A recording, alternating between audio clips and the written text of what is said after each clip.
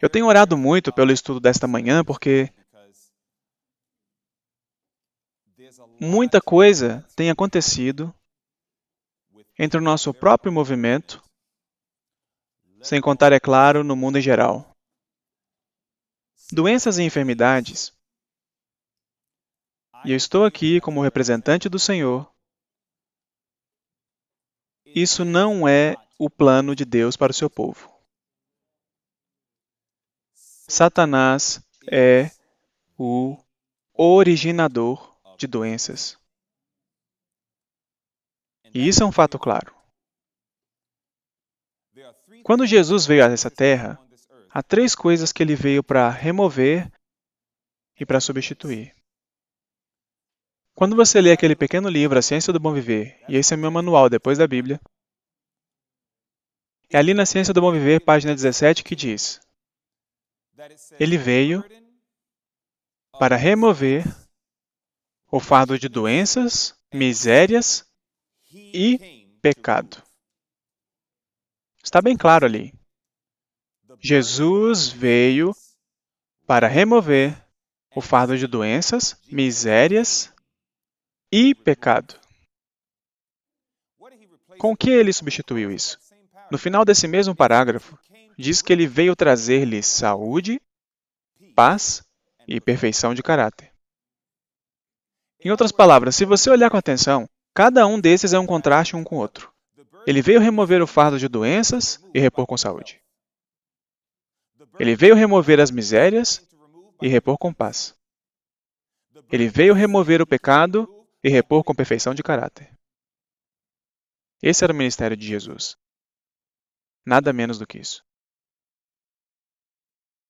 Enfermidade não é o plano de Deus para o seu povo. Você pode dizer amém para isso? Então, por causa desse fato, quando o povo de Deus é atormentado com tantas doenças e enfermidades, nós devemos tomar muito cuidado quando tentamos fazer parecer que eu não fiz nada, simplesmente aconteceu. Deve ter sido a vontade de Deus. Eu ouço pessoas dizendo coisas assim. E eu acredito com todo o meu coração que o caráter de Deus está sob ataque. E uma das maneiras que o caráter de Deus está sendo atacado é porque nós não somente estamos vendo o povo de Deus adoecer, mas o mundo ao redor, em todas as igrejas. Você sabe que Deus tem pessoas em outras igrejas, não sabe? Saiam dela, povo meu, isso mesmo. Então Deus tem pessoas em outras igrejas. O povo de Deus está ficando doente, mas não só isso. Os membros da igreja remanescente estão ficando doentes, mas não só isso. Os reformadores de saúde estão ficando doentes. E as pessoas estão começando a coçar a cabeça e perguntar: onde está Deus? Onde está o poder de Deus? O que aconteceu com Êxodo 15, verso 26? Nenhuma das enfermidades porei sobre ti, que pus sobre o Egito. O que aconteceu com Jeremias 33, verso 6, onde Deus diz: eis que eu trarei a ela saúde e cura, e o sararei. O que aconteceu com esses versos?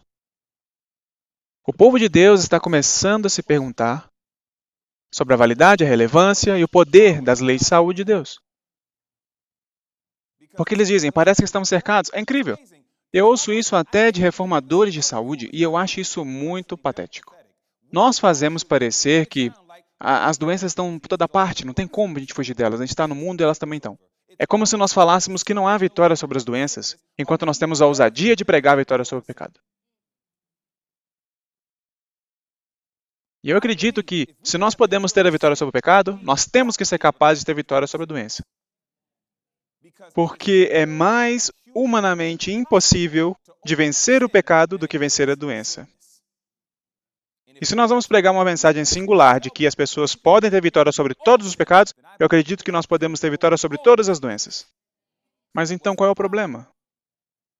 Por que tantos reformadores de saúde? Por que tantas pessoas do povo de Deus estão ficando doentes? E eu aprecio os evangelistas do nosso mundo de hoje, que se esforçam para poder explicar por que os adventistas do sétimo dia estão ficando doentes. Eles falam a respeito de ingestão de alimentos que causam inflamação no corpo, etc. E tudo bem, porque há um lugar para isso, porque tem muita verdade nessas coisas. Mas há algo que eu acredito que não está sendo dito e eu vou falar para você hoje. Esse lado da história precisa ser contado. Pela vindicação de Deus, mesmo que a acusação venha sobre mim. Pela vindicação do caráter de Deus e a sua verdade. Há um lado da história que não está sendo contado e eu vou contá-lo para vocês hoje. Junte-se a mim. Junte-se a mim. Eu quero te dizer agora que as coisas que eu vou estar mostrando hoje não têm nada a ver com ninguém que eu conheço pessoalmente, ou que eu conheci antes, ou qualquer coisa desse tipo. Eu não tenho nenhum ministério especificamente, que eu estou tentando dar indireta, eu persegui-lo, atacar e tal, nada disso. O que eu estou dizendo é que eu sei que de fato há um lado da história que não está sendo dito ao público. E as pessoas estão questionando a integridade de Deus e suas palavras por causa do nosso silêncio. Às vezes, não é só o que você diz que pode ofender o caráter de Deus. Às vezes, o que não falamos também pode ofender o caráter de Deus. E eu não quero que o coração do meu pai sofra mais do que ele já sofre. Eu não quero que o coração de Jesus sofra mais do que ele já sofre. A inspiração é clara.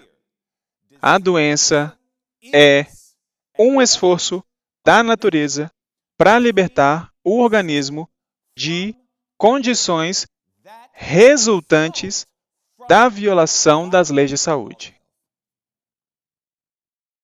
Essa é uma declaração muito poderosa. É isso que quer dizer a enfermidade. É um esforço da natureza para libertar o organismo de condições resultantes da violação das leis de saúde. Você só tem basicamente 2 exemplos nas Escrituras em que Deus deixa claro que não se encaixa nessa categoria de por que as pessoas ficam doentes. Jó e o homem que nasceu cego. No caso de Jó, a Bíblia diz que ele era perfeito e reto, temia a Deus e se desviava do mal. Mas mesmo assim ele ficou doente. Por quê? Porque Deus deixou claro, eu vou remover minha mão. Eu vou remover a minha barreira de proteção. Satanás diz, pele por pele, deixe-me tocá-lo e eu te garanto que ele te amaldiçoará na tua face. E Deus diz, tudo bem, eu aceito esse seu desafio, vou remover minha mão. Eu vou te deixar fazê-lo ficar doente para te mostrar que Jó não perderá sua integridade. Essa é uma história única, mas o interessante é que a doença de Jó não matou ele. Ela serviu o seu propósito, e quando o propósito foi cumprido, ele foi curado. E o mesmo aconteceu com aquele homem que nasceu cego. Os discípulos perguntaram, mestre, quem pecou? Foi ele ou foram seus pais? Jesus disse, nem ele nem seus pais. Isso foi permitido, e eu gosto dessa palavra, porque é diferente de ordenado. Ele disse, isso foi permitido para que as obras de Deus se manifestem nele. E a doença dele também não o matou. Então, segundo a revelação das Escrituras, se Deus permite uma enfermidade vir sobre mim e você para o propósito de glorificar o seu nome, no decorrer deste processo, de acordo com a Bíblia, ela não irá te matar.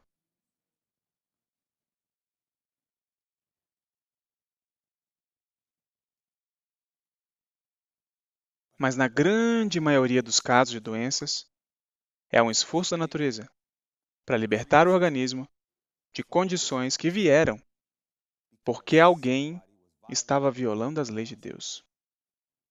A Bíblia ensina isso. Se vocês olharem para a palavra de Deus, a Bíblia é bem clara nisso. Causas bíblicas para doenças. Número 1, você tem violações das leis espirituais. No livro de Números, capítulo 12, está a história de 3 pessoas: Arão, Miriam e Deus. Vá para o livro de Números, capítulo 12, e veja o que a Bíblia diz.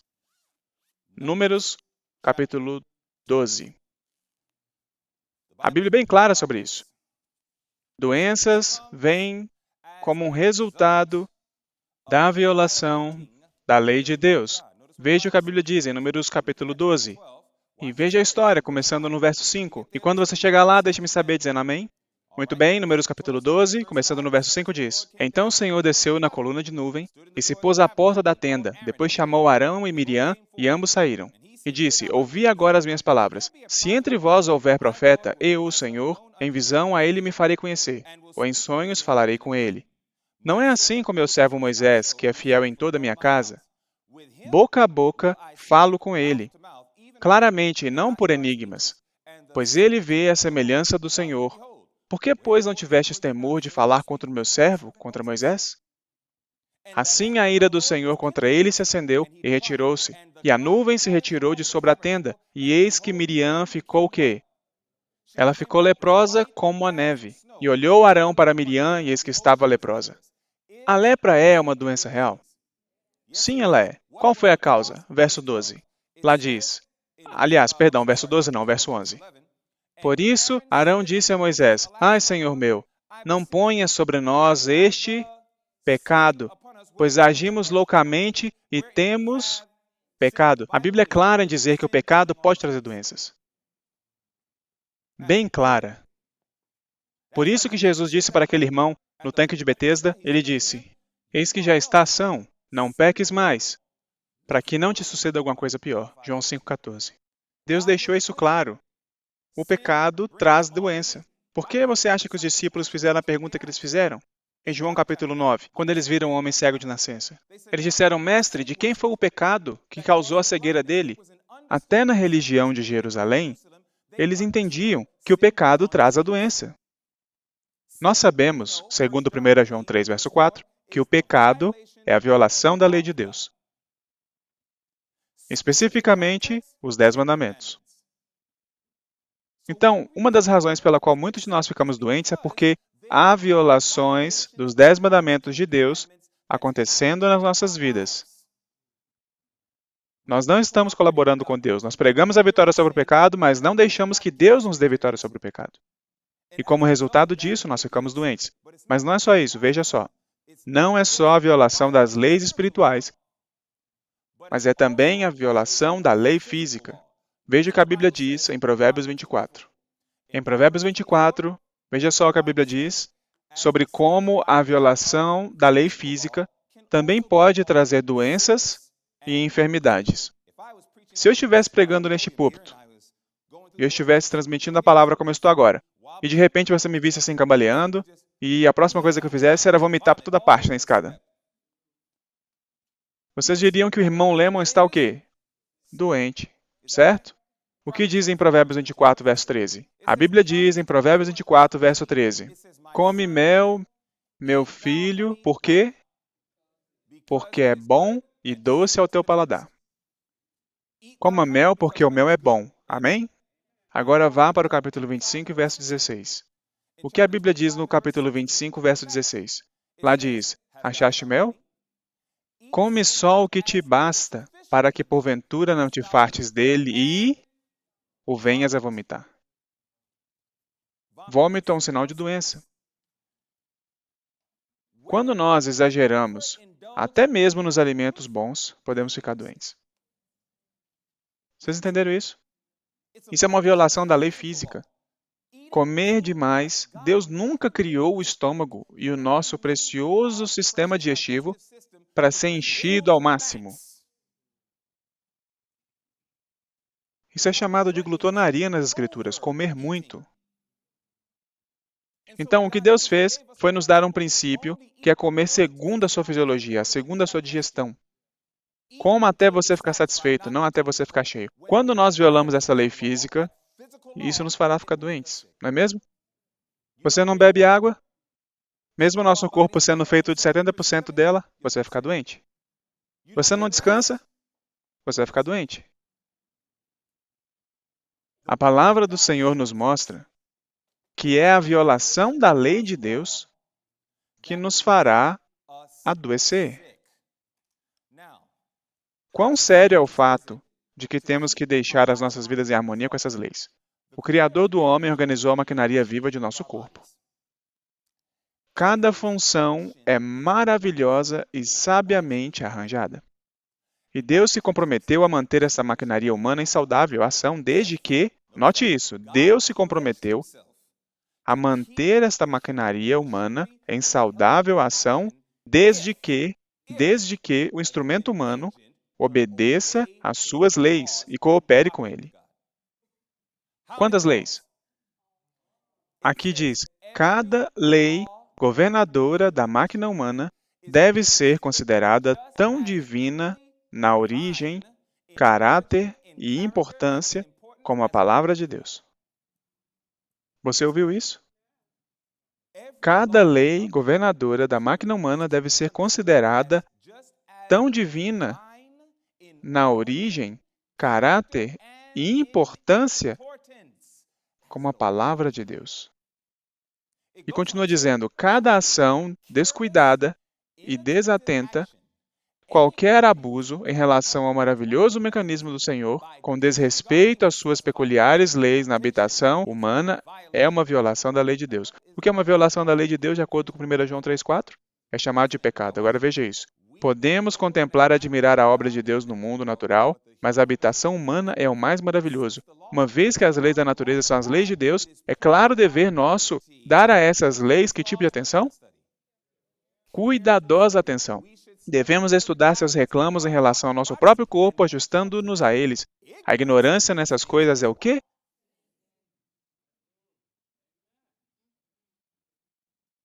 A ignorância nessas coisas é pecado. Também diz que, quando homens e mulheres são verdadeiramente convertidos, esse é o nosso problema. Esse é o nosso problema, bem aqui. Nós ensinamos e falamos de conversão, mas quando nós somos verdadeiramente convertidos, o que acontece? Aqui diz que quando homens e mulheres são verdadeiramente convertidos, eles conscienciosamente consideram as leis da vida que Deus estabeleceu em seu ser, buscando assim a evitar debilidade física, mental e moral. A obediência a essas leis deve ser feita matéria de dever pessoal. Conselhos para a Igreja, página 215, parágrafo 7. Deus quer que nós entendamos que temos que levar a sério as dádivas que nos foram dadas. Eu vim para a igreja há 26 anos atrás. E vocês sabem o que as pessoas sempre me diziam? Sempre? Não sabe o porquê de você estar assim entusiasmado por Deus? Eu perguntava, por quê? E elas respondiam, é porque você não nasceu na mensagem. Eu escuto isso o tempo todo. As pessoas dizem que as pessoas mais animadas no movimento hoje são as pessoas que saem do mundo e entram na mensagem. E todas essas pessoas que nasceram na mensagem tomaram por garantidas essas coisas e se acomodaram. Essas são as palavras na boca dos adventistas do sétimo dia. E eu acho que essa é uma declaração horrível. Mas, infelizmente, muitas vezes, é uma declaração verdadeira. Nós tomamos por garantidas as coisas que Deus nos tem dado. Eu ensinei reforma de saúde em tantas igrejas dominicais. Eu já estive em igrejas batistas em que o pastor e o ancião dizem: se você quer falar em línguas, a quem você vai? E a igreja respondia: aos pentecostais. Se você quer entender o batismo, a quem você vai? A igreja responde: aos batistas. Daí o pastor diz: se você quiser aprender sobre saúde, a quem você vai? Os adventistas do sétimo dia. Bom, nós temos o adventista do sétimo dia aqui conosco hoje, ele vai nos ensinar sobre saúde. O pastor se retira, eu assumo. E nós ensinamos isso para as pessoas, e quando nós ensinamos sobre saúde, aqueles não adventistas dizem: esse é um homem de Deus, dando a mensagem de Deus, nós devemos obedecer. E eles imediatamente colocam em prática o que eles ouviram. Alguns de nós ainda estamos lutando com frango, e peru, e ovos, e leite, e todas essas coisas, enquanto o mundo está dizendo: vocês são devagar. Nós já passamos disso. Nós devemos fazer disso o nosso estudo, pois a ignorância nessas coisas é pecado. E a última vez que eu chequei, o pagamento pelo pecado é sempre o mesmo: a morte. Jesus. É Ele o seu amigo? Jesus. Jesus. É tão maravilhoso contemplá-lo.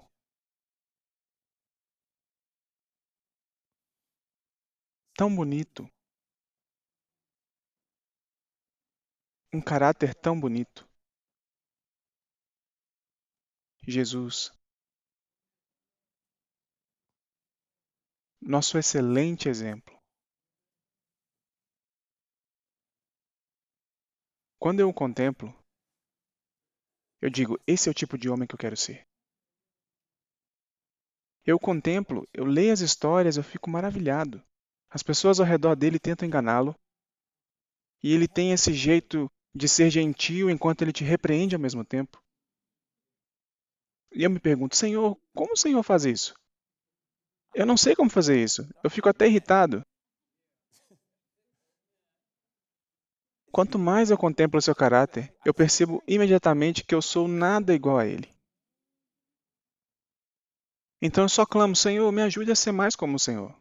Eu realmente quero ser igual a ti. E graças a Deus nós podemos. Olhando para esse aspecto de Jesus, quando pensamos nas leis de saúde, a Bíblia é bem clara em Hebreus 10, verso 5, de que Jesus era 100% humano, pois a Bíblia diz, por isso, entrando no mundo, diz, sacrifício e oferta não quiseste, mas corpo me preparaste. Ele é 100% Deus, mas ele é 100% humano ao mesmo tempo. Então, porque Jesus era 100% humano, ele tinha que viver como um humano vive. Então, se um humano precisa de luz solar, o que Cristo fez? Tomou luz solar. Se um humano precisa de água, o que Cristo fez? Tomou água. Então, se você olhar para a vida de Jesus, irmãos e irmãs, vocês verão que ele mesmo guardou as leis de saúde. Agora seria uma boa hora para tirar uma foto. Jesus praticou a confiança em Deus. Jesus respirou ar puro. Jesus praticou exercício diário. Jesus recebeu muita luz solar. Jesus descansou apropriadamente. Jesus tomou água. Jesus sempre teve temperança e Jesus comeu alimentos que eram nutritivos.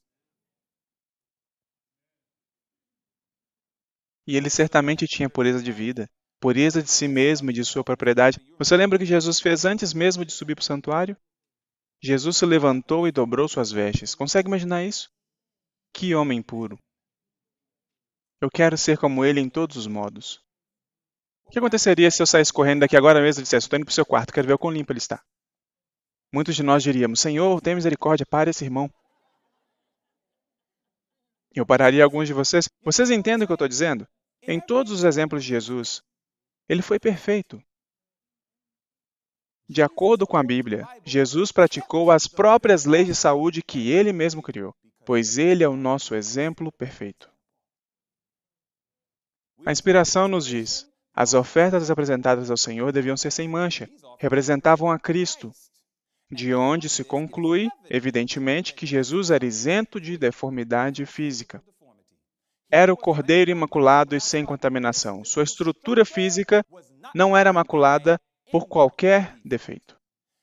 O corpo era robusto e sadio. E durante toda a vida, viveu em conformidade com as leis da natureza. Física, assim como espiritualmente, Jesus foi um exemplo do que Deus designava que fosse toda a humanidade mediante obediência às suas leis. Então Jesus era de fato um reformador de saúde. Ele praticou as mesmas leis de saúde que ele deu para a humanidade. Ele levou isso a sério. Nós deveríamos levar isso a sério. Continuando, o que a Bíblia diz? Aquele que diz que está nele também deve andar como ele andou. Então, se ele praticou fielmente as leis de saúde, então eu devo praticar fielmente as leis de saúde. Eu deveria estar fazendo isso. Eu deveria ser deliberado. Deveria ser intencionado. Assim como Jesus foi. Vocês entendem isso? Por que Deus quer que nós sejamos tão sérios quanto a essas leis? Por que Ele quer que nós sejamos tão sérios quanto as leis de saúde? A primeira coisa que devemos entender é que temos que lembrar como que violar as leis de saúde se iguala a violar a lei de Deus que se iguala a pecar. Considere isso. Vocês se lembram desse verso? Ou não sabeis que o vosso corpo é o templo do Espírito Santo, que habita em vós, proveniente de Deus, e como que o verso termina? E que não sois de vós mesmos. O nosso problema é que nós não acreditamos nisso. A grande maioria do povo de Deus não acredita nesse verso. Nós não somos de nós mesmos. Se não somos de nós mesmos, não podemos fazer o que queremos. Você não pode fazer o que naturalmente vier à sua mente. Se você não é seu, você sempre vai para o dono antes de fazer qualquer coisa, incluindo vestir, incluindo o que comer, incluindo o sair para a recreação, incluindo a que escola você vai, incluindo com quem você se casa, incluindo onde você vive. Uma vez que eu entendo que eu não sou meu e que alguém é o meu dono, Então você não pode fazer o que você quiser, perceba isso. O que acontece quando você pega algo que pertence a alguém, sem a permissão dele, e faz o que você quiser com isso? É chamado de roubo, e roubar é o oitavo mandamento. E quando quebramos o oitavo mandamento, a Bíblia chama isso de pecado. Então, quando eu alimento meu corpo com o que eu quero, sem ter permissão, eu estou roubando e estou pecando. Quando eu visto meu corpo do jeito que eu quero, sem ter permissão do dono, eu estou roubando e, portanto, estou pecando. Vocês entendem isso? Eu estou tentando mostrar para vocês que esses princípios não se originaram na mente de Ellen White, mas se originaram na mente de Deus. E Ele as colocou na sua palavra, mas porque nós não conseguíamos ver isso, Deus nos deu lentes bifocais, lentes duplas, e a outra lente é o espírito de profecia, para nos mostrar o que a Bíblia dizia esse tempo todo. A Bíblia é clara, nós não somos de nós mesmos. Por quê? Porque ela diz, porque fostes comprados. Porque fostes comprados por bom preço, um preço precioso. De acordo com 1 Pedro, foi o sangue de Jesus, preço precioso. Porque fostes comprados por bom preço, glorificai, pois, a Deus no vosso corpo e no vosso espírito, os quais pertencem a Deus. Deus diz, eu possuo todos vocês, os seus corpos e suas mentes. Vocês não são permitidos nem a pensar o que vocês querem. Consegue imaginar isso? Isso acaba com o feminismo. Você não pode nem pensar o que você quer. Muito menos fazer o que você quiser, dizer o que você quiser e assim por diante. Acabou, não tem como. Deus diz, você não pode nem pensar no que você quiser. Por isso que a Bíblia diz em 2 Coríntios 10, verso 4 e 5, destruindo os conselhos e toda altivez que se levanta contra o conhecimento de Deus e levando cativo todo o pensamento à obediência de Cristo. Não pode nem pensar o que você quiser. Deus diz, por que sua mente está indo para lá? Eu não te dei permissão para pensar nessas coisas. Deus é tão sábio, Ele nos disse no que pensar. Filipenses 4:8, tudo que é verdadeiro, tudo que é amável, tudo que é de bom, Ele diz, pense nessas coisas. Consegue imaginar? Deus não nos permite nem pensar no que queremos, porque Ele nos ama tanto. Ele diz, eu só quero que você tenha pensamentos bons. O que eu estou tentando compartilhar é muito simples. Deus está nos dizendo desde o começo, eu estou te dando essas leis para te deixar feliz, eu te dei essas leis para te preservar, eu te dei essas leis para ser nada menos que uma bênção para você. O problema é que nós temos uma coisa que, mesmo tendo sido projetada para ser uma bênção, ela se tornou uma maldição e é chamada de livre-arbítrio. Deus nos deu isso com o propósito de ser uma bênção, mas para muitos de nós se tornou uma maldição. Porque nós tomamos o dom do livre-arbítrio e o usamos para violar as leis de Deus. E ficamos doentes. Continuando. A Bíblia diz que todo aquele que luta exerce domínio próprio. Em quantas coisas? Todas as coisas. Temos que ser temperantes, família. O domínio próprio que Deus pede de nós é tão profundo que eu quero que você considere isso. Sem saúde, ninguém pode compreender distintamente suas obrigações ou completamente cumpri-las para consigo mesmo, seus semelhantes ou seu Criador. Portanto, o que é que diz ali? A saúde deve ser guardada de que forma? Tão fielmente conservada como o caráter. Nós devemos conservar a nossa saúde tão fielmente como nós conservamos o nosso caráter. Da mesma maneira que acontece quando estamos escutando uma música e daí ouvimos uma coisa inapropriada e percebemos, eu não posso ouvir isso. Da mesma forma que ocorre quando aparece um programa de televisão e daí surge alguém nu na tela, ou sei lá o quê, nós imediatamente viramos a nossa cabeça e falamos, não, eu devo guardar meu caráter. Da mesma maneira que quando pegamos um livro e esse livro sugere por um minuto sequer heresias mortais, nós falamos, não, eu tenho que fechar esse livro e deixá-lo de lado. Da mesma maneira que conservamos o nosso caráter, Deus diz, é desta maneira que você deve conservar a sua saúde. Sabe o que vem à mente quando eu vejo padrões como esse? Sabe o que vem à mente humana? Impossível. Senhor, é tão sério assim? Isso é impossível.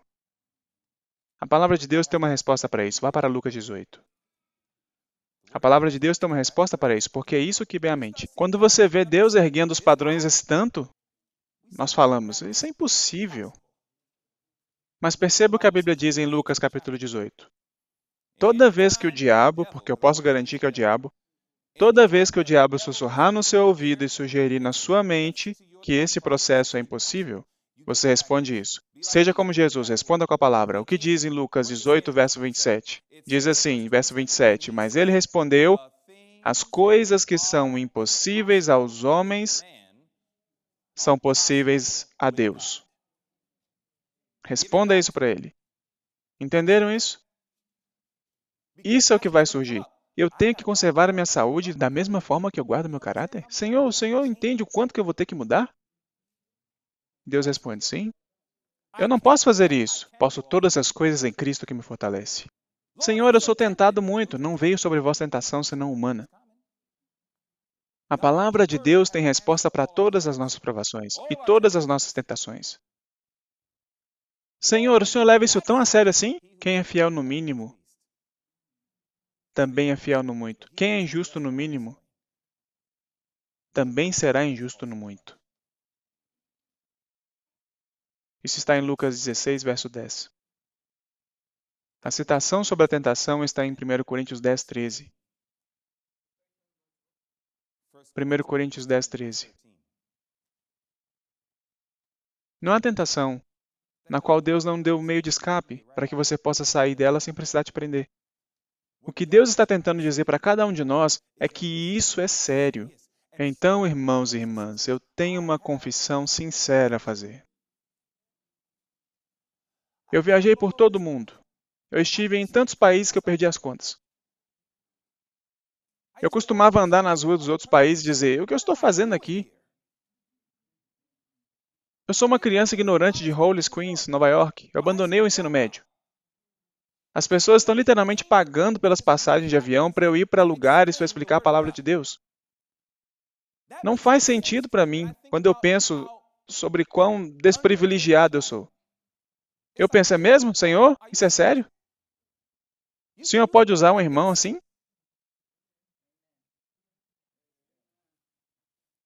É difícil de dar esses testemunhos porque o diabo começa a falar na mente de alguém dizendo, ele está se gabando. Eu te garanto que eu não estou me gabando. O que eu digo são fatos. Não faz sentido para mim que eu receba uma ligação do presidente da rede adventista de evangelismo médico e me dizem, você poderia, por favor, ensinar os nossos vários médicos que ganham o quíntuplo de quantia de dinheiro que eu jamais poderia ganhar? Por favor, nos explique o Evangelho da Saúde. E eu me pergunto, por que você está me chamando? Não existe ninguém que provavelmente tenha 1000 diplomas sobre isso que possa te ajudar? Por que você está me chamando? Então eu estou passando por tudo isso, certo? Mas veja o que acontece. Você começa a viajar, começa a pregar, começa a ouvir as pessoas te exaltando, mesmo quando você pediu 1000 vezes para elas pararem de te exaltar. Testemunhos, volume 1, página 474. Nunca, nunca falem palavras de louvor aos pastores diante deles. Mas mesmo assim continuamos fazendo isso.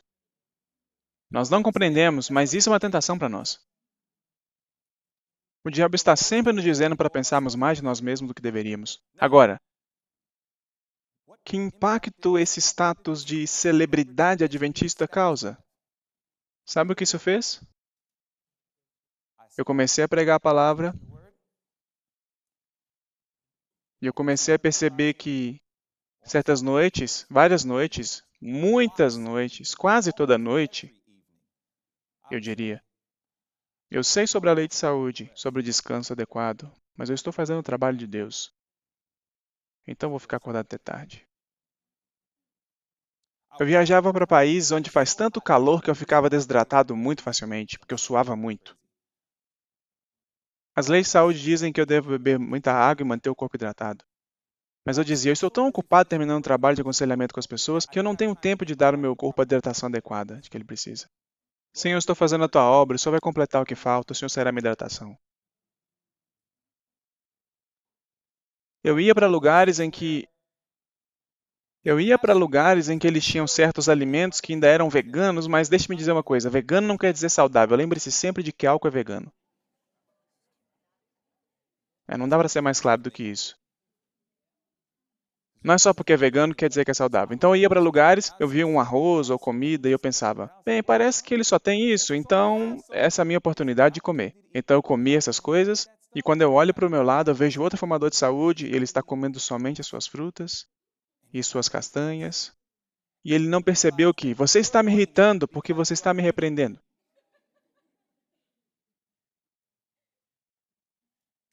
E porque o meu corpo era forte, eu passava ano após ano sabendo que estava violando as leis da saúde de Deus, não levando a sério e não conservando a minha saúde do mesmo jeito que eu conservaria meu caráter, e com o passar do tempo, havia um processo acontecendo dentro de mim. Dormir tarde me causou a perda do desenvolvimento da minha melatonina. E como resultado de dormir tarde, eu tinha dificuldade de acordar, comprometendo as minhas devoções matinais. Eu dificilmente ia para o lado de fora receber luz solar. Até que no outono de 2015 aconteceu alguma coisa comigo. Eu comecei a andar e senti que havia um tipo de nuvem escura que sempre me seguia. Eu comecei a me sentir depressivo. Eu costumava pensar, eu sou o Dwayne Lehman, sou o super-homem, eu não tenho tempo para ficar deprimido. Eu estou ocupado tomando conta dos assuntos do Senhor. Eu estou me preparando para fazer parte dos 144 mil. Que história é essa de eu ficar deprimido? Eu comecei a ter esses pensamentos negativos. Era muito fácil pensar em morte. Eu tive que ungir uma senhora que ela tinha câncer pancreático. Enquanto eu ungia ela, eu dizia, Deus é capaz, e tentamos colocá-la num programa e coisa do tipo. Mesmo no caso do câncer pancreático, a pessoa ainda vive uns 4 meses. Infelizmente, é um câncer de diagnóstico em estado tardio. Ele recresce em seu sistema de maneira assustadora e você não tem nenhum sintoma. E quando a pessoa sente o sintoma, já está em estágio 4. Normalmente, uns 4 meses. Ed Brooks teve 4 meses, diagnosticado em fevereiro e morreu em julho. Geralmente, você tem 4 meses ainda, mas essa irmã morreu 1 mês e meio depois de ser diagnosticada. Eu comecei a estudar sobre o câncer pancreático e pensei, ok, você sente os ácidos, sente dor no estômago, que passa para as costas. Eu comecei a pensar nisso tanto que um dia eu disse, meu estômago está doendo. Então pensei, será que é? Não. Eu pesquisei sobre pessoas mais idosas terem isso, daí comecei a ler.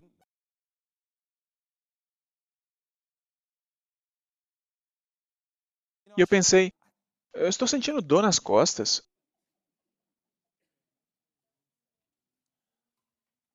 É uma história muito longa, mas o resumo dessa história é que eu lentamente, mas certamente comecei a perder a cabeça. Eu não sabia o que tinha de errado comigo. Meus filhos e minha esposa presenciaram isso. E eu me tornei um homem de dúvidas. De repente eu comecei a duvidar de quase tudo e eu não conseguia entender. E isso foi antes de eu descobrir sobre o meu coração.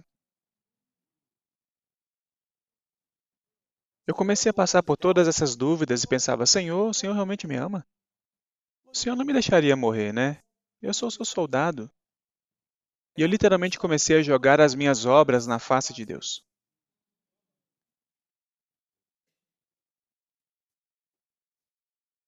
Foi a minha esposa que me disse, querido, nós sabemos que Deus nos disse que devemos ter um descanso apropriado. Nós sabemos que Deus nos disse, nós ensinamos isso às pessoas. Nós demos aula de culinária, nós demos palestras sobre saúde, nós viajamos literalmente o mundo inteiro. Estivemos ensinando na Suíça, ensinando em Londres, ensinando na França, ensinando na Alemanha, estivemos por todo o mundo. Mas porque nós estávamos fazendo o serviço de Deus, nós sentimos como se nós pudéssemos passar por cima de alguns desses princípios. Pensamos, Deus vai me compensar por isso, afinal de contas, sou um homem de Deus, eu não sou como essas pessoas comuns que não estão trabalhando para Deus. Eu desisti do meu emprego com salário de 6 dígitos. Eu tomei os elogios do que eu fiz na minha vida e os joguei na face de Deus dizendo, você me deve saúde, mesmo que eu esteja violando os seus princípios.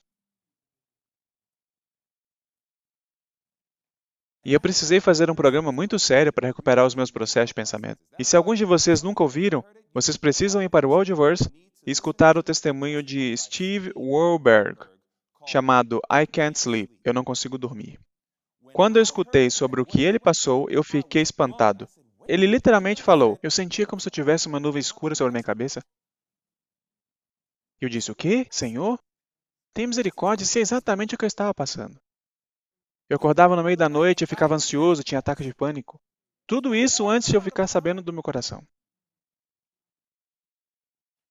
Sabe o que eu comecei a fazer?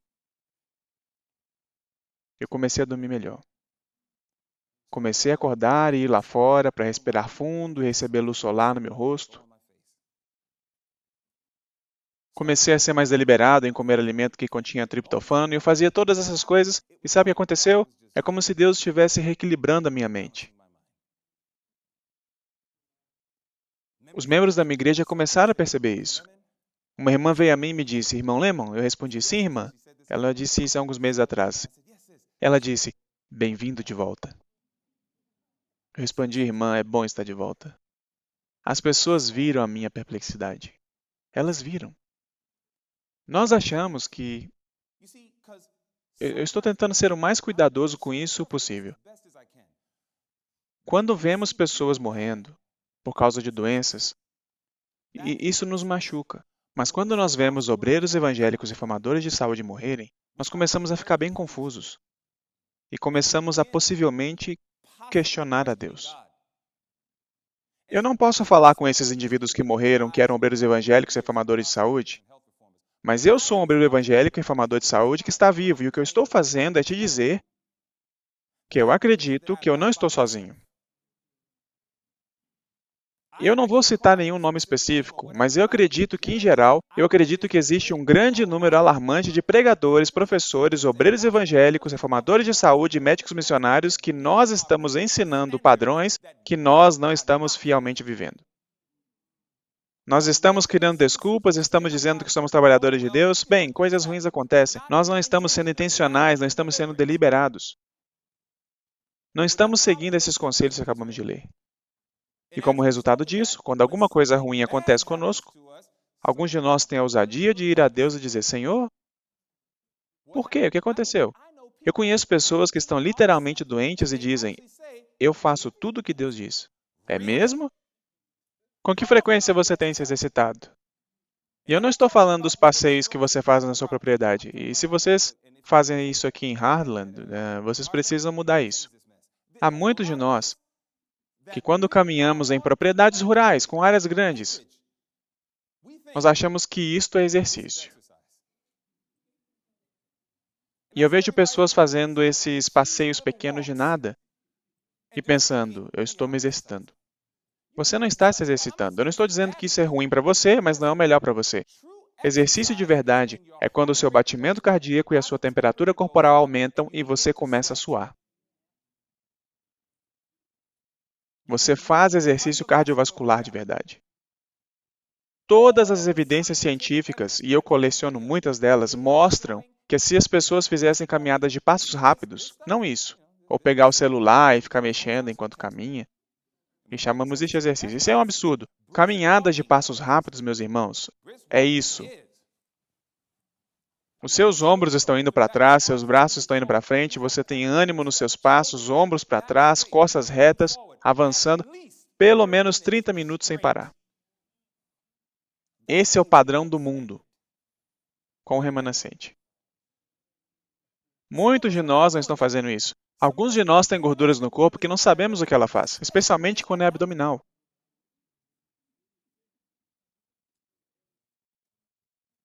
Isso é um convite aberto para algumas das piores doenças. A gordura abdominal, gordura visceral. Tudo o que eu estou dizendo é que há muito que nós não estamos fazendo e nós estamos nos convencendo psicologicamente a pensar que estamos. Muitos de nós não estamos nos exercitando. Muitos de nós não estamos hidratando nossos corpos. Muitos de nós não estamos tendo um descanso bom e apropriado. Muitos de nós estamos trapaceando nas nossas dietas. Muitos de nós pensamos que se estamos no campo e tem ar puro do lado de fora, estamos respirando ar puro. Quando na verdade você precisa ir lá fora e respirar fundo. É assim que você purifica o seu sangue. O que eu estou dizendo é que muitos de nós estamos nos dando créditos que não merecemos. Nós achamos que estamos guardando as leis de saúde, ensinamos todo mundo, mas não estamos seguindo. E quando nós ficamos doentes, as pessoas morrem, nós começamos a pensar, Senhor, o que aconteceu e tal? E nós passamos por toda essa miséria, enquanto Deus diz, eu podia ter evitado tudo isso. E Deus diz, eu podia ter evitado tudo isso se o meu povo tivesse feito o que eu mandei.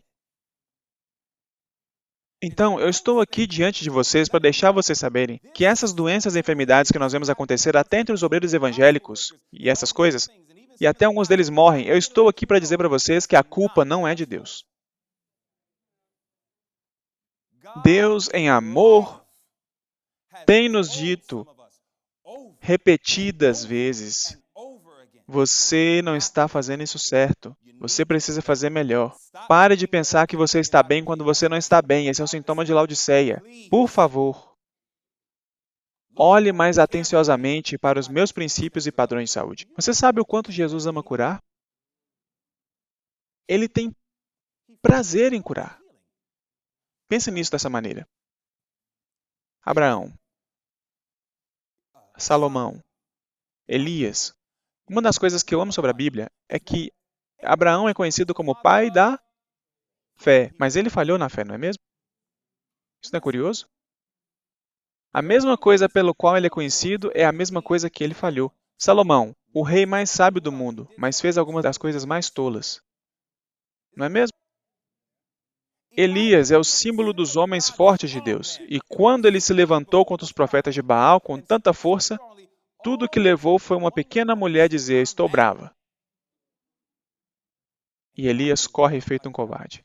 E isso foi colocado na Bíblia de propósito porque o que temos que entender é que não existe nada de errado com Deus ou suas leis. Mas na verdade é que muitos de nós, como obreiros evangélicos, ficamos doentes porque estávamos violando. E não importa se somos conhecidos por ensinar a reforma de saúde. Assim como Abraão foi conhecido pela fé, mas ele falhou na fé. Assim como Salomão foi conhecido pela sabedoria, mas ele fez decisões tolas. Assim como Elias é conhecido pela força, mas se tornou um covarde.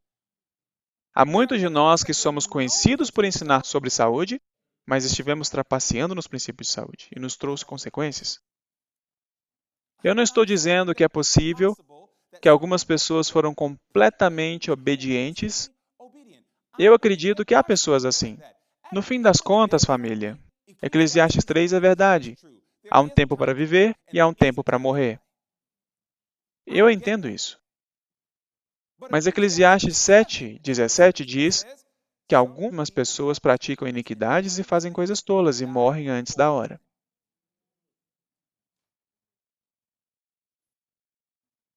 O que eu estou dizendo é que nós não podemos culpar a Deus. Nós não podemos olhar para Jesus e dizer, suas leis de saúde não funcionam mais, porque até os reformadores de saúde estão ficando doentes. Nós presumimos que porque nós estávamos ensinando isso em público, que nós faríamos isso por trás das câmeras. Eu estou aqui para dizer, como seu irmão, que alguns de nós cometemos erros terríveis e estamos sofrendo as consequências deles. E Deus quer que nós digamos a alguns de vocês que isso não é problema de Deus, a culpa não é dele. Deus estava derramando o seu amor sobre nós. Ele estava dizendo, eu estou te dizendo, eu estou te amando. Eu estou te dizendo, família, que o problema é que alguns de nós somos tão parecidos com Israel, somos teimosos. Nós não ouvimos.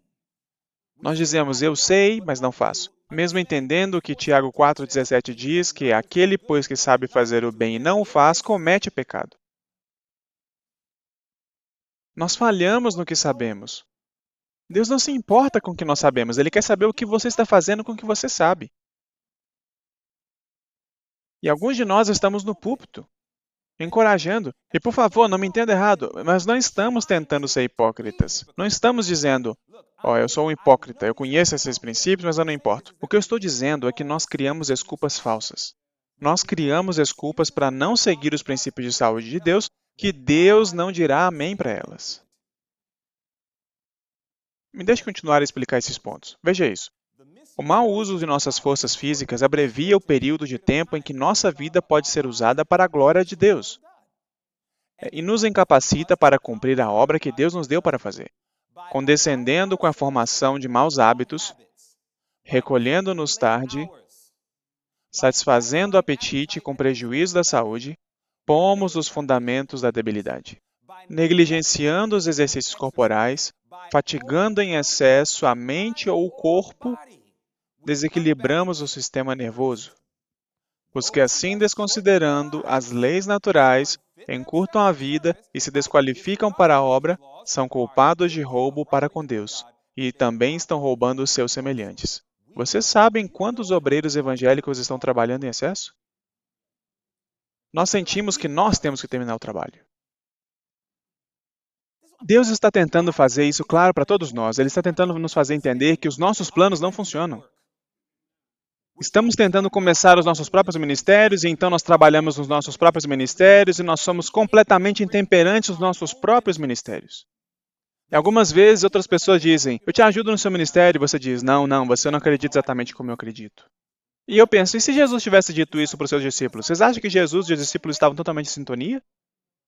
Ainda assim, eles trabalharam juntos. Nós criamos os nossos próprios princípios tolos. Portanto, nós pensamos, não, eu tenho que proteger os meus recursos. Quer dizer, recebemos o dinheiro. Se você quer ver dois gatos brigando, tente fazer dois ministérios dividir fundos. Que povo ganancioso. Santos de Deus. Nós somos uma verdadeira bagunça. Nós alegamos estar terminando o trabalho de Deus, mas estamos bloqueando os recursos, estamos bloqueando com quem trabalhamos. Todo mundo tem que se encaixar nos nossos princípios pessoais e não nos princípios da palavra de Deus. Nós fazemos todo tipo de coisa, e o que isso faz conosco? Nos faz trabalhar e trabalhar em excesso, nos fatigar e nos estressar. E quando você percebe, uma crise ataca. Uma pessoa morre, nós olhamos para Deus e dizemos, o que aconteceu? Eles eram reformadores de saúde. Deus diz, escute, eu tenho um plano. E o sofrimento acontece porque muitas pessoas não estão seguindo meu plano. Elas me amam. Elas me amam. Elas querem fazer a minha vontade. Mas elas ainda não me deram um papel em branco. O que Deus está nos ensinando agora, vocês jovens pastores que estão aqui, Ele está te ensinando que é para você pegar o seu plano e fazer dele um caminho a Cristo página 70. O que você faz em caminho a Cristo página 70? Toma-me, Senhor, para ser teu inteiramente. Aos teus pés deponho todos os meus projetos. Você precisa se entregar. Isso é uma mensagem para Heartland. Essa é a mensagem para a UT Pines, é a mensagem para o Wildwood, é a mensagem para o Ministério Meet, é a mensagem para o Eden Valley. Essa é a mensagem para todas as organizações que existem. As cabeças dos líderes dessas organizações têm que se juntar e dizer o que nós submetemos a Deus e pedimos que Ele abençoasse, ao invés de dar a Ele a folha em branco e deixar que Ele escreva as bênçãos. Escute o que eu estou te dizendo. Nós tomamos os nossos planos e os escrevemos e dizemos, aqui, Senhor, abençoe esses planos. Nem perguntamos a Deus, é este o seu plano? Precisamos aprender a dar a Deus um papel em branco e dizer, Senhor, reescreva o plano. E se isso significa que eu tenho que largar o meu emprego ou que o caminho da carreira que eu estou traçando é errado, o que precisar fazer, eu estou disposto a fazer. Muitos de nós estamos fatigando o corpo e a mente. O que acontece com um sistema nervoso desequilibrado? É assim que você adquire esclerose lateral amiotrófica, doença de Lou Gehrig, Parkinson, Alzheimer. É assim que você adquire muitas doenças. Deus está tentando dizer para cada um de nós, esse é o meu aviso para o meu povo. Eu não estou acusando ninguém que faleceu. Eu não conheço as suas histórias. Vocês entendem isso? Eu realmente estou tentando deixar isso claro, porque eu orei por essa mensagem. Eu disse, meu pai, eu não sei como eu darei esta mensagem sem ter alguém que me entenda mal e sem que eu receba um e-mail ou uma ligação dizendo, você está atacando fulano. Eu não estou atacando ninguém. O que eu estou dizendo é que eu presto atenção nas multidões. E o que as multidões estão dizendo é por que tantas pessoas do povo de Deus que estão pregando e ensinando reforma de saúde estão morrendo? E estão pegando uma das piores doenças, etc. E nós estamos agindo como se estes indivíduos estivessem fazendo tudo perfeito da maneira correta. É como se nós soubéssemos, mas nós não sabemos disso. E começamos até a questionar a Deus e a integridade de sua lei. E Deus diz, eu não posso deixar isso acontecer. Eu respeito muitos desses guerreiros, dos que caíram nesses últimos anos. Muitos deles, eu realmente tenho respeito por eles. E se eles estivessem vivos, eles te diriam, não acuse a Deus. Eles te diriam isso. Se eles fossem verdadeiros homens e mulheres de Deus, eles te diriam, não acuse a Deus. Não acuse a sua lei. Os princípios de Deus são verdadeiros. E eles provavelmente fariam algumas confissões que explicariam muita coisa. E o que eu estou fazendo? Eu sou um indivíduo vivo fazendo uma confissão.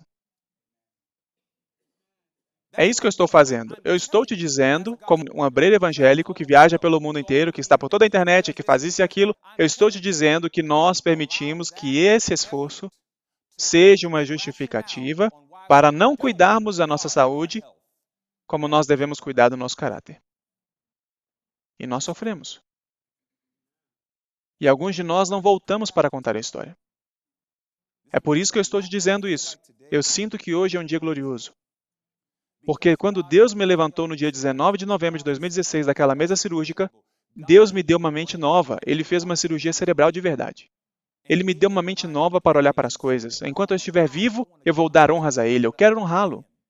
E farei melhor do que já fiz antes. E eu quero dar a vocês a verdade.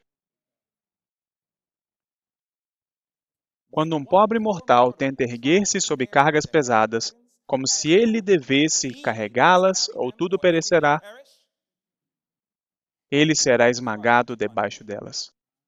E descobrirá, afinal, que Deus não queria que ele fizesse de si mesmo o portador de cargas.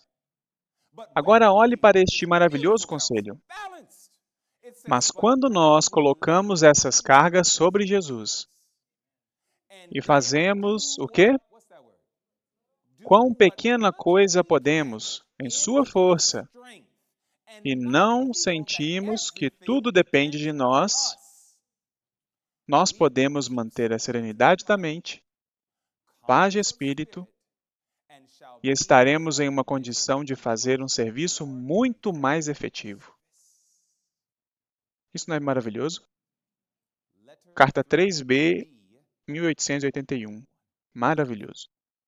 Deus não está pedindo para você terminar o trabalho sozinho. Deus está dizendo a cada um de nós, faça a sua parte fielmente, faça o pouco que puder confiando em Deus e deixe o resto nas mãos de Cristo. Quando você lê Mateus 9, não nos diz que vocês que têm fardos pesados,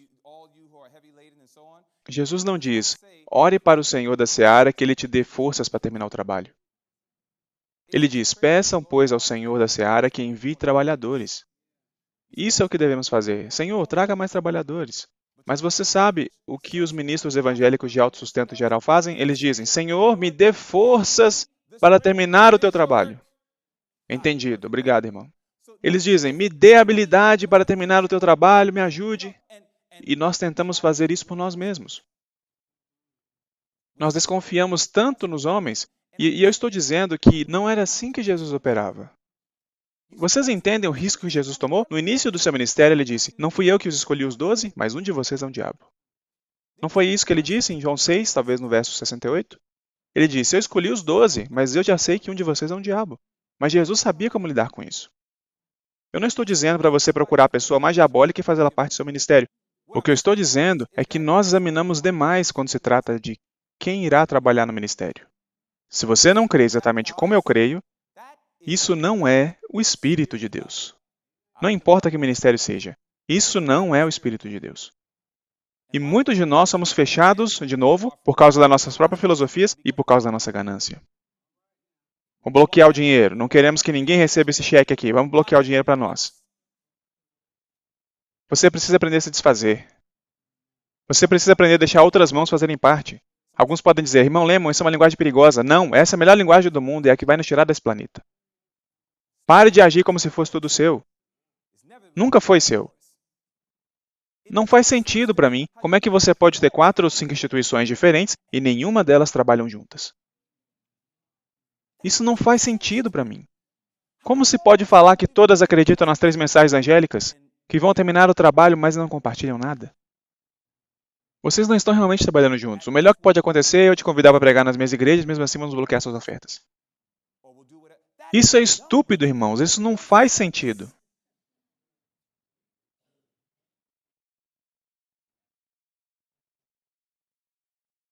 Deus está tentando dizer, veja, o chamado que eu estou fazendo por união é um chamado igual ao de Atos capítulo 4. Leiam isso quando vocês puderem. Leia Atos capítulo 4, especialmente o verso 31. Veja o que acontece quando as pessoas são possuídas pelo Espírito Santo na chuva temporã. Isso é o que Deus está procurando. E na grande maioria, isso não está acontecendo agora. Com instituições, e, abre aspas, ministérios de autossuporte ou independentes, do que você quiser chamar.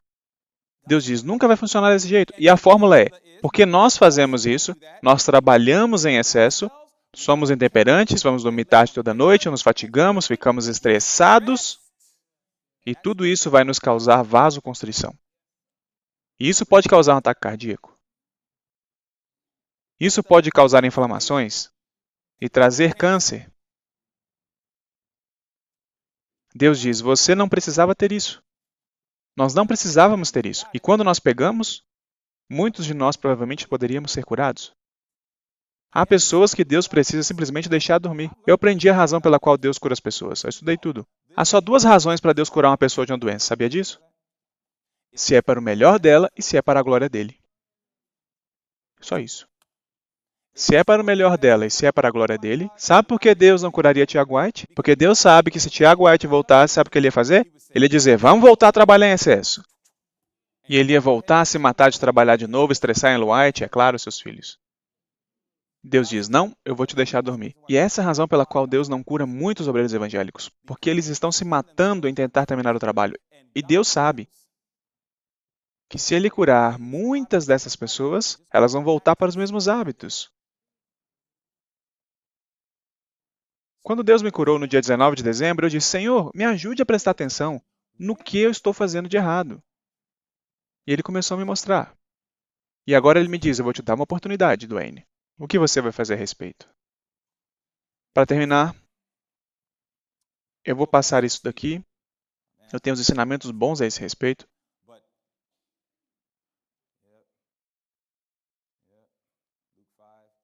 A base de tudo é o perdão. E o perdão traz a cura. Sabia que muitos de nós, como obreiros evangélicos, nunca perdoamos nossas esposas? Que nunca perdoamos os nossos maridos? Nunca perdoamos nossos filhos e os nossos irmãos? E você sabia que essa é uma das razões pela qual Deus não nos curará? Eu estou falando muito sério. É por isso que em Lucas 5, verso 17 diz, e o poder do Senhor estava com ele para curar. A história é a do homem paralítico, e o Senhor literalmente o curou. O poder que Deus usou para curar o paralítico foi o perdão. A primeira coisa que ele disse ao paralítico foi, os seus pecados estão perdoados. Aquele irmão estava tão feliz, ele disse, eu nem me importo mais se eu morrer. Mas Jesus disse, mas porque eu sou o Deus que faz muito mais do que você pode pedir ou pensar, eu também te digo, levanta-te e anda. Jesus examinou todo o seu coração e disse, ele irá me glorificar. Eu vou curá-lo. Bem, quando eu olho para isso, deixa eu confirmar uma coisa, ok? Esperança. Há muitos de nós que aprendemos essas lições muito tarde. Este é meu amigo Ben. Ben Nevedon, um pianista muito bom. Vive no sul da Califórnia, conversei com ele ontem. Na época, essa era sua noiva, Janice. Em 2015, Ben estava no Havaí, fazendo trabalho evangelístico de porta em porta, trabalhando com meu irmão Taj Pakel. Ele estava fazendo um ótimo trabalho no Havaí. O que aconteceu foi que Ben percebeu que ele estava ficando fraco. Começaram a olhar para o rosto dele e perceber que ele estava pálido. Ele começou a ficar cada vez mais fraco e foi para um hospital. Ele estava com nível 5 de hemoglobina. Obviamente, tiveram que fazer exames e descobriram que ele tinha 2 tipos de linfoma, em estágio 4. Ele tinha somente uns 30 anos. O Ben ligou de sanatório em sanatório, querendo saber se eles sabiam lidar com isso. Era um tipo único, a célula B, e havia um outro. Nenhum dos sanatórios realmente sabiam como lidar com isso. Então, ele se conformou, fez o melhor que ele podia. Havia um certo tipo de quimioterapia em que permitiam que ele fizesse, ele fez, mas quando ele fazia quimioterapia, ele fazia exercício. Ele compartilhava fotos dele nas montanhas e outras coisas. A sua futura esposa esteve sempre do lado dele, encorajando. Ele examinou sua vida, ele sabia o que ele estava fazendo de errado. Ele sabia onde as leis de saúde não estavam sendo praticadas com integridade. Ele chegou a um certo ponto onde o seu corpo estava respondendo. Ele se arrependeu de qualquer pecado que ele havia cometido. Eventualmente foi para o Eden Valley. Recebeu ótimos tratamentos lá. O câncer entrou em remissão completa. Hoje, ele ainda está livre do câncer. Os médicos disseram a ele sempre há efeitos do câncer e da quimioterapia, e vai afetar sua contagem de esperma e não poderá ter filhos. Bem, aquilo que é impossível para o homem é possível para Deus. Hoje, Janice não é mais a sua noiva, mas é sua esposa. Ben tem feito musculação, ele está excelente, está se exercitando mais frequentemente, e ele vive uma vida muito mais saudável e louva a Deus o tempo todo. Deus trouxe cura e restauração. O meu amigo Keith, ele estava um dia sentindo dor no seu lado direito, bem embaixo da sua caixa torácica. Sabemos que o órgão precioso que temos aqui é o fígado. E debaixo do fígado é a vesícula biliar. Ele tinha cálculos biliares. Ele cresceu sendo adventista, mas ele não entendia muito das verdades e princípios de Deus sobre saúde. E Keith decidiu, eu vou começar a seguir estes princípios. E ele seguiu, mas o problema é que os cálculos biliares já tinham se desenvolvido. Ele tentou tudo, tomou todos os tipos de remédios. Ele teve consulta com alguns de nossos muito bem respeitados médicos missionários e tentou vários remédios e nenhum deles ajudou a se livrar dos cálculos biliares. Ele chegou a um ponto onde ele disse: os médicos estão dizendo que eles têm que remover isso. E isso é um procedimento comum. Mais de 800 mil vesículas biliares são removidas por ano na América. Quase 1 milhão de vesículas biliares. Um dos problemas disso é que quando você tem a sua vesícula biliar removida, você aumenta a chance de pegar câncer de cólon em 30%. Ele disse, tem que haver uma outra maneira. Ele orou, ele estudou, ele se arrependeu de seus pecados, ele pensou sobre tudo o que ele fez de errado, e o Senhor abriu uma porta para ele. E ele achou um lugar que eles fazem cirurgia. Ele foi lá, fizeram a cirurgia, fizeram a incisão, pegaram a vesícula biliar, abriram a vesícula biliar, tiraram todas as pedras, fecharam a vesícula e colocaram de volta no corpo. Curado. Alguns meses depois da cirurgia, tudo está bem, fizeram um exame, está tudo bem, limpo e vazio. E ele está ótimo. Você pode pensar, mas ele fez cirurgia. Leia Testemunhos Seletos 2, página 284. A serva do Senhor deixa bem claro que não é negação da fé quando nós fizemos tudo o que pudemos para resolver o problema. Submeter-se à operação. A irmã Penny. Desde outubro do ano passado, a irmã Penny tem lutado com câncer estágio 4. Começou no pulmão e se espalhou no corpo dela, nos ossos e em tudo. Em outubro, o nível de sangue dela caiu para 4. Falaram, o seu nível sanguíneo não é nem compatível com a vida. Ela nem podia encher um tubo para tirar sangue. Falaram para ela, senhora Penny, a senhora terá que ir para o cuidado paliativo. A senhora terá que ficar aos cuidados de pessoas onde é uma viagem só de ida. Você entra viva e sai morta. A irmã Penny compreendeu por que ela ficou nessa condição. Ela sabia que a sua vida era uma violação das leis de saúde de Deus. Ela reconheceu isso. Ela pediu perdão a Deus. Ela começou a clamar as promessas de Deus. Ela entrou no programa de Deus. No dia 4 de outubro, disseram para ela, senhora, você não vai nem ver o Natal. E ela falou com as pessoas nesse lugar de cuidado paliativo, perguntando, as pessoas retornam quando elas entram? E a mulher disse, às vezes, mas normalmente não. E ela disse, você pode sair do meu quarto. Eu acredito que Deus vai me curar. Ela começou a pegar as promessas de Deus e citá-las para o seu pai. Ela disse, pai, o Senhor disse, pai, o Senhor disse. Ela começou a citar essas promessas. Ela começou a fazer um tratamento final, por pedido dela, dizendo, podemos só tentar isso. E enquanto ela começou a tentar esses remédios, de repente, o seu tumor começou a diminuir mais de 50%. E continuou a diminuir. Ela cantou com alegria e lágrimas no dia de Natal, louvando a Deus, porque foi dito para ela que ela nem mesmo veria o Natal. Deus a está curando, e a sua fé está mais forte do que nunca. Vocês conhecem ele? Thomas Jackson. Como é que você vai para a cama, e o seu coração para, e o seu cérebro não recebe oxigênio por mais de 30 minutos? Vocês sabiam que o recorde registrado de pessoa que ficou mais tempo sem o cérebro receber oxigênio foi de 22 minutos? E isso foi debaixo d'água, o que é diferente de ser em terra seca. O corpo se adapta de forma diferente. Não existe um registro assim, eles não conseguem explicar. Disseram que ele voltaria vegetando. Ontem ele estava pregando a palavra.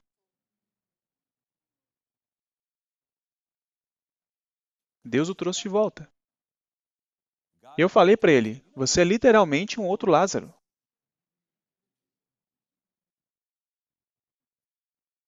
Deus ainda está no trono. Ele fez uma apresentação pública que ele tem pregado por 40 anos.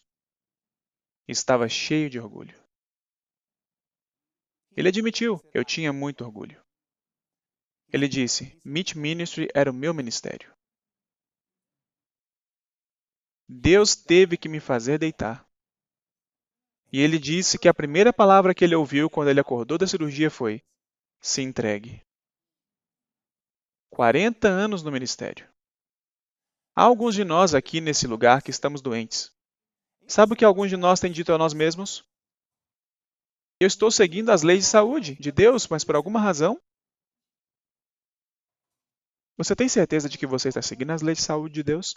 Você tem certeza de que você está seguindo todos os mandamentos de Deus? Você tem certeza? É algo muito sério dizer que você está fazendo tudo certo.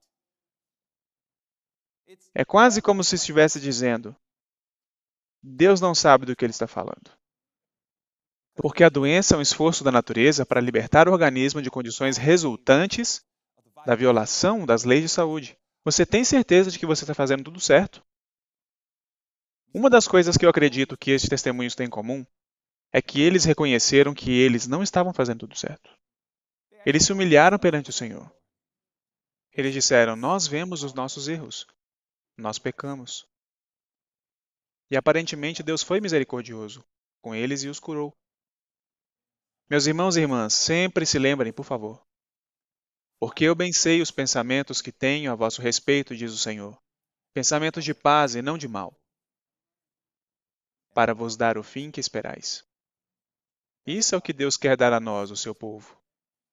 E eu estou aqui para te dizer, outra vez, eu não posso falar em nome de nenhuma família em particular, nem no nome de pastores que morreram, porque eu não estou nas suas casas. Eu não sei. Eu simplesmente não sei. E eu não vou em nenhuma direção. Eu não vou dizer que eles estavam fazendo tudo certo.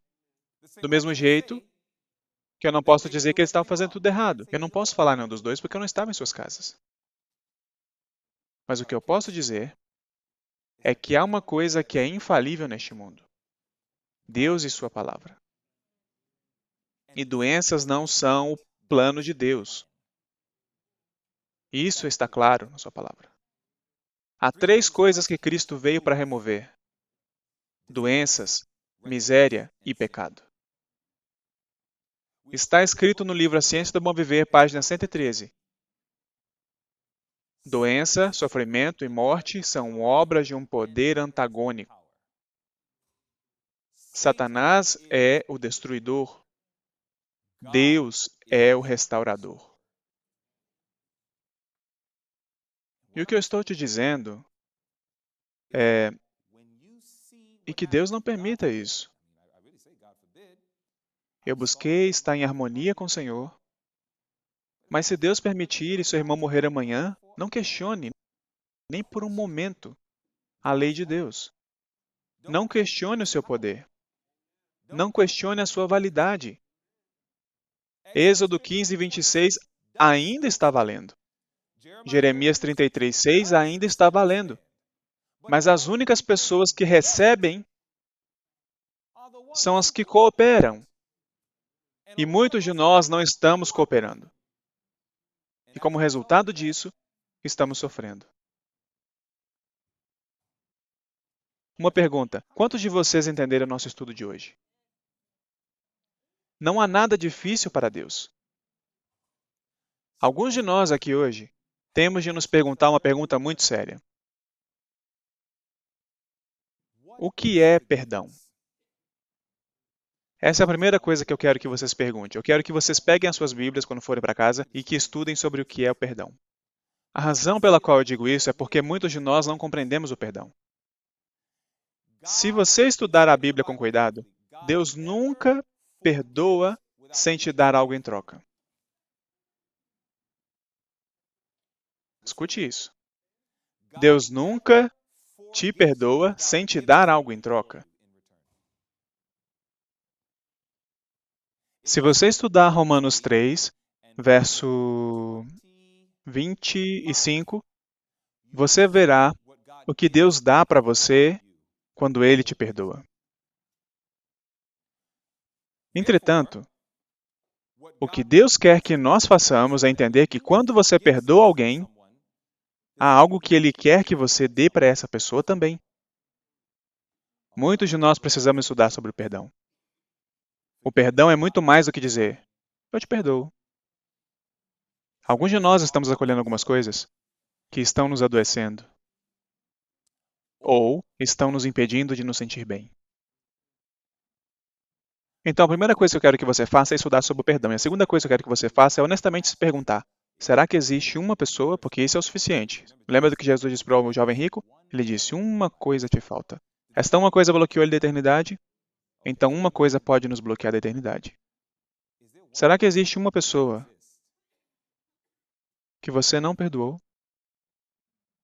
Uma pessoa que seja. Pode ser uma pessoa que está morta, como um pai ou uma mãe, um tio mau.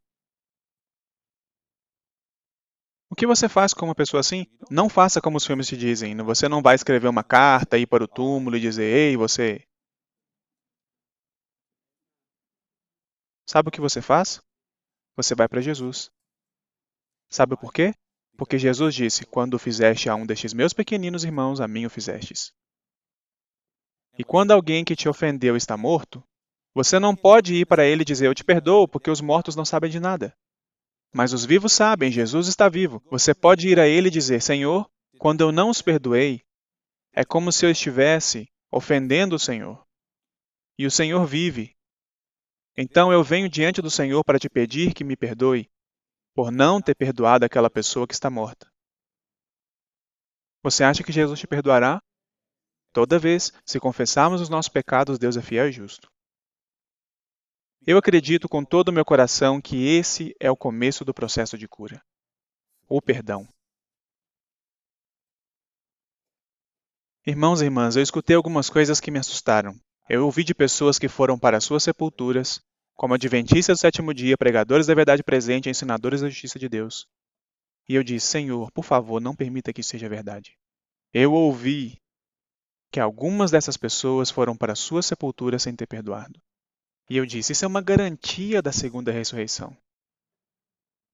E isso é assustador. Não vale a pena. Se você tem problemas em perdoar alguém, leia cuidadosamente em oração Efésios 4, versos 31 e 32. Leia Efésios 4, 31 e 32 em oração e com cuidado. Se você está com problemas a perdoar, leia isto.